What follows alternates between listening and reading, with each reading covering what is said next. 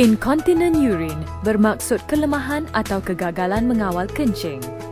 Keadaan ini biasanya dialami kaum wanita dan boleh merosot dengan peningkatan usia.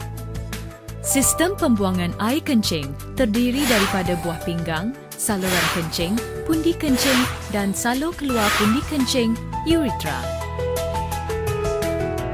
Buah pinggang berfungsi menyingkirkan kotoran dalam darah dan membentuk air kencing. Air kencing ini mengalir melalui saluran keluar kencing dan disimpan di dalam pundi kencing sebelum dibuang dari badan melalui salur pundi kencing. Terdapat beberapa jenis incontinent urine yang menyebabkan hilang kawalan kencing. Incontinent stress biasanya berlaku disebabkan oleh otot lantai pelvis, pinggul, yang lemah selepas kelahiran atau putus haid, pengurangan paras hormon. Ia juga boleh berlaku di kalangan lelaki selepas pembedahan kelenjar prostat.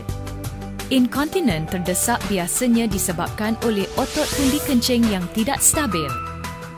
Ini menyebabkan pundi kencing mengecut di luar kawalan dan mengakibatkan tekanan di dalam pundi kencing berlebihan dan kencing terkeluar.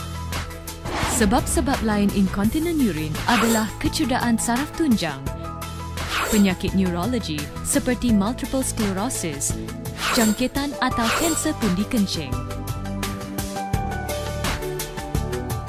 Seorang doktor atau pakar kesihatan boleh membantu mengawal keadaan dengan rawatan yang bersesuaian. Kebanyakan masalah incontinent urine boleh dirawat.